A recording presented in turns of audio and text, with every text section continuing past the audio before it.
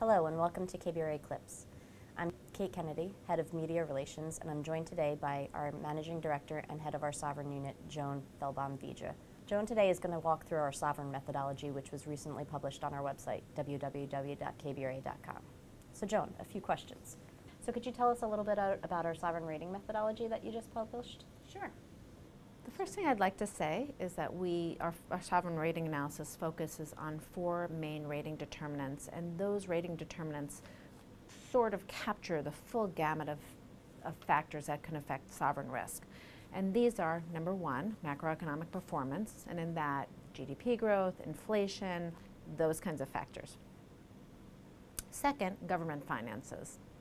We look here at all different indicators that affect solvency and liquidity of a government, including contingent liabilities and access to liquidity, as well as vulnerability to sell-off.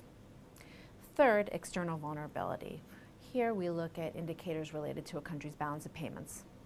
And fourth, we look at structural robustness. And when we say structural robustness, we're looking at a full array of factors including security risk, political risk, institutional factors, susceptibility to shocks, all those types of items. So those are the four main rating determinants, and then we follow a three-step approach. The first step is called the scorecard analysis. In the scorecard analysis, we populate a scorecard with a variety of macro, qualitative, and quantitative indicators. And from that scorecard, we generate what we call a KSOV. A KSOV is a scorecard rating range for sovereigns. In the second step, we do a full analysis of many, many variables that are not just limited to what we have in our scorecard that affect sovereign risk. And here, we look at trend analysis, we look at the policy direction, we look at peer comparatives, and we also look at a government's willingness to pay. The third step of the analysis is to assign the ratings, the foreign currency and local currency sovereign ratings. One thing I'd like to mention is that there is a built-in flexibility in our analysis. For example, certain variables can have tremendous importance for a sovereign rating. For example, reserve currency status or access to liquidity. Those are very, very important features, and there's flexibility in our approach to take into account these unique types of factors. So Joan, is a country's level of economic development important to the analysis of sovereign ratings?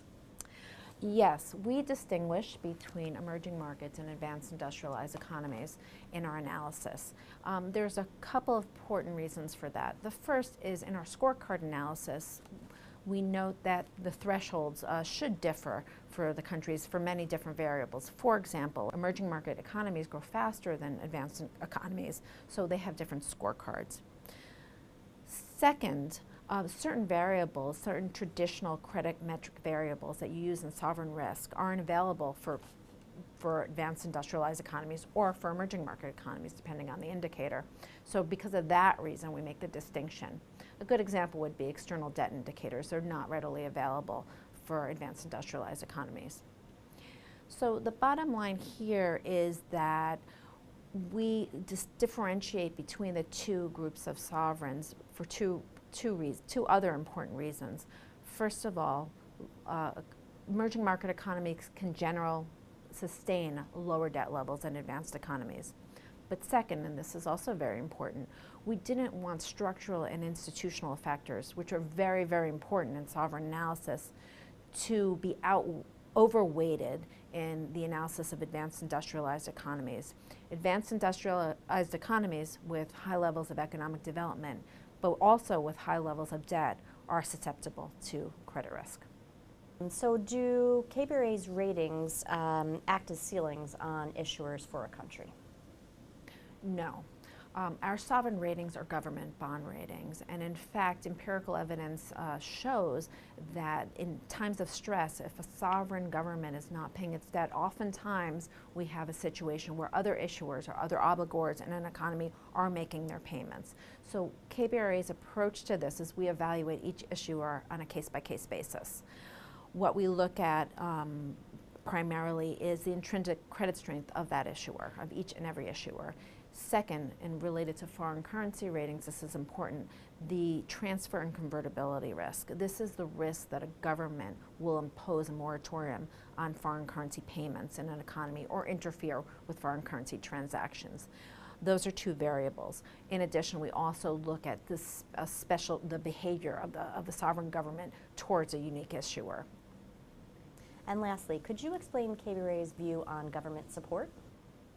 Government support is a very important factor, and again, this is another area. We look at every issuer on a case-by-case basis.